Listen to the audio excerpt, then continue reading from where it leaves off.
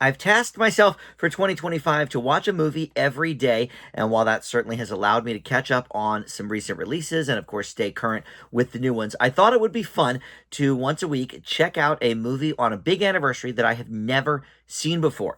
Well, this is the 25th anniversary of Leonardo DiCaprio's follow up to Titanic. Let's take a deep dive onto The Beach.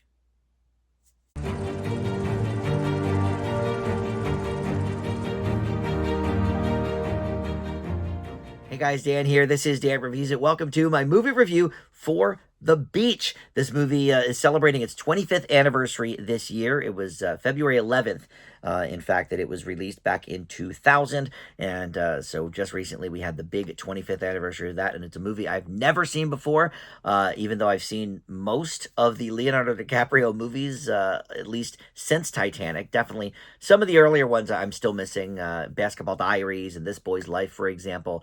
There's probably a few other ones in there, but I think I've seen almost all of his movies since Titanic. I'm trying to think if there's any that I've missed. You know, Aviator, Blood Diamond, Catch Me If You Can, Once Upon a Time in Hollywood. You know, I've seen a lot of them. But anyway, The Beach was one that I never caught up with. Did not get great reviews upon release. You know, so maybe that was one reason I sort of stayed away from it. But anyway, now it's time to take a look into this movie. Before we do that, though, let me welcome you back to the channel. If you are new to Dan Reviews It, well, I do movie and TV reviews on the channel, and mostly current stuff, you know, current or recent items on the list. But once a week here in 2025, I've gone back and taken a look at an older film on its big anniversary. We've already done American Gigolo, Million Dollar Baby, Henry, Portrait of a Serial Killer, Blood Simple, the first Coen Brothers movie, and now it is time for The Beach. So please consider subscribing and click that notification bell too so you get the alerts for all my video drops. If you are a subscriber already, thank you so much for that.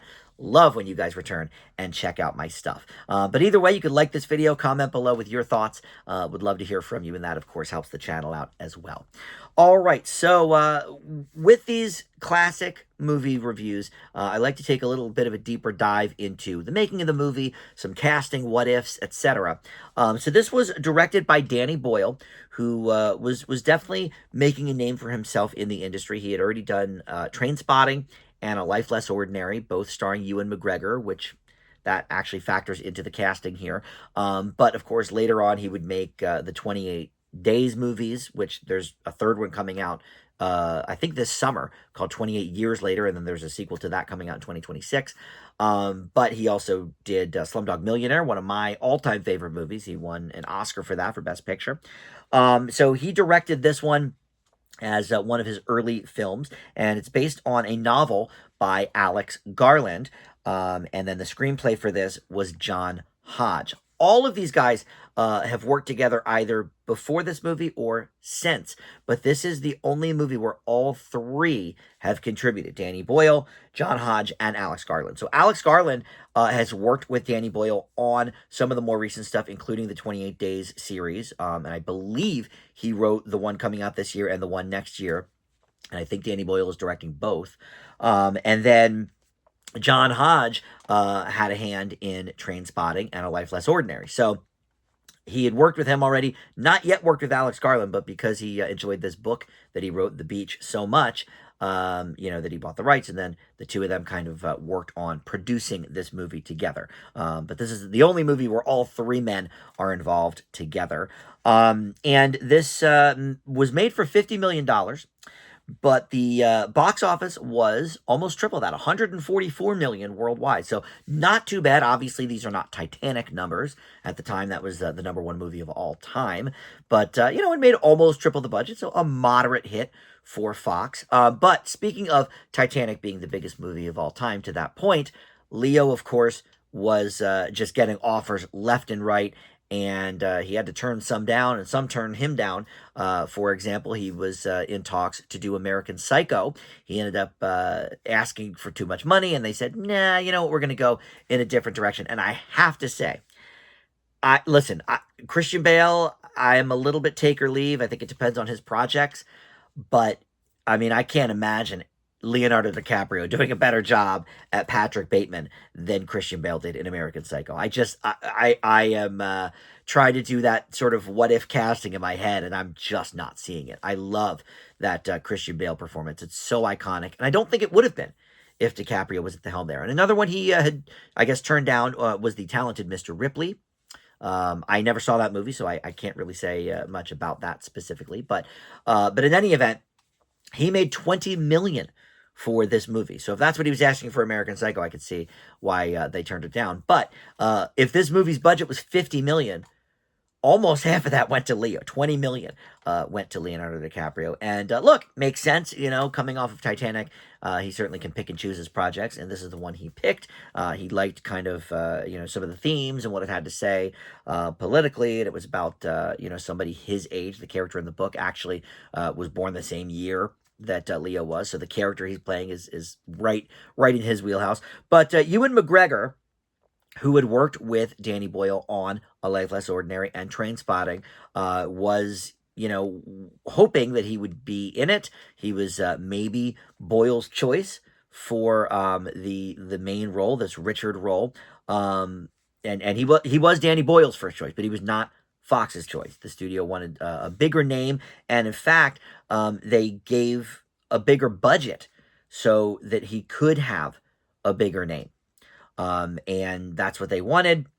And unfortunately, it caused this huge rift between Boyle and Ewan McGregor. They didn't talk for like 15 years, while McGregor was on the Graham Norton show a few years ago promoting the Trainspotting sequel. He did say that, it was a mishandling, a misunderstanding of the movie, and it's a big regret of his, meaning McGregor's, that it went on for so long. I guess he thought maybe, Boyle was selling him out for more money for the movie or whatever. And then that's unfortunate. Luckily, the two guys have patched things up and are friends again or whatever. But yes, in any event, so what else can I tell you? Well, there's a controversy with the filming. There was an accident that happened, a boat capsized that DiCaprio and Boyle were on. And, of course, I'm sure there were some Titanic jokes at the time, but nobody was hurt, so that's good. But the beach itself is something that has come under controversy because essentially Fox, loved it. Their scouting people went out and said, "Oh, this looks great. Let's do this." But it didn't look enough like a paradise for Fox, and it also is a lot bigger in the novel in terms of scope and landmass. So essentially, Fox had people bulldoze and landscape the natural beach, which was called the Ko Fai Fai Lee beach, or Fifi Lee. And basically they altered sand dunes and cleared a bunch of coconut trees and had kind of a full reconstruct of the beach, to what they wanted. And then they had a fund set aside to put it back to where it was, but lawsuits were filed by environmentalists who said, no, the damage you did to these trees that had been here for, decades and whatever, and the damage to the ecosystem is far too much. So this actually was in court for years after the movie's release. A lot of the land was destroyed anyway in a tsunami in 2004, but that didn't matter. It was still in the courts by that point. And in 2006, the Supreme Court of Thailand upheld a court ruling that the filming had indeed harmed the environment and ordered that some damage assessments be made. And so, there were 20th Century Fox and some Thai government officials were defendants in the case, because obviously they gave Fox permission to do this. The government did. So, that went on for years and years. And then also, some people in Thailand were upset about the portrayal of the area, because, the description of drug culture, which was running rampant in Thailand, probably in real life, not far off of this, but certainly in this movie, does not paint it in the best light. So, some people were trying to ban the movie, etc. And then not too many awards love for this movie, not too much there, but it did get nominated for a few Teen Choice Awards and a Brit Award for Best Soundtrack. We'll talk about the soundtrack, I think, in a little bit.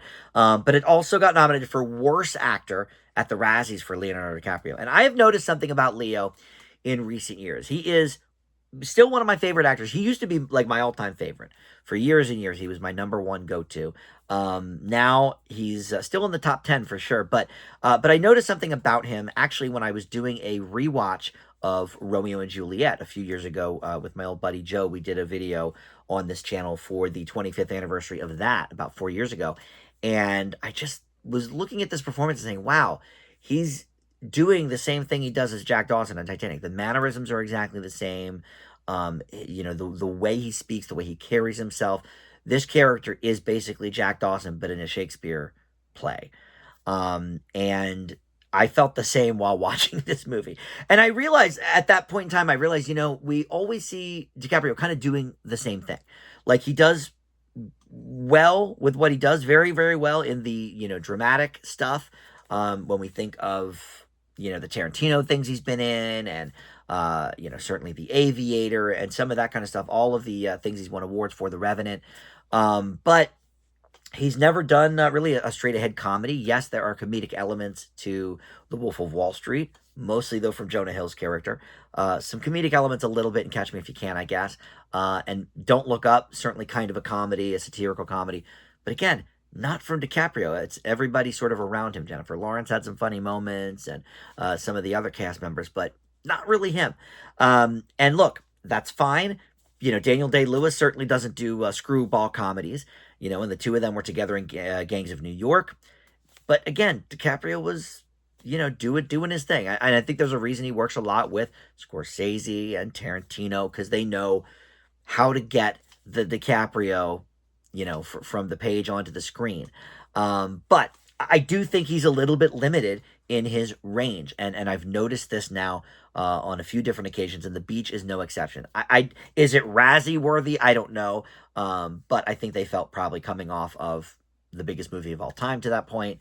Maybe they expected a little more from him. I don't know. But this only has a 24% on Rotten Tomatoes. So certainly, one of the reasons maybe that I stayed away, because the critical acclaim was not there.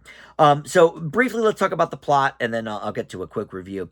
So he plays Richard, DiCaprio does, who is a backpacker from America, seeking adventure in Bangkok. He's staying at this really rundown, terrible hotel where he meets a young French couple, Francois and Etienne, and they're played by Virginia Ledouen and Guillaume Canet, their boyfriend and girlfriend, and they're just having a great old time together and drinking and partying and all of this, and he finds out about this island, this beach through them, that's really beautiful, but it's very mysterious. There's a lot of things going on. So one night, Francois invites Richard to the beach. She tells him that she's falling in love with him. They start an affair there, and the community finds out and starts a rift between everybody.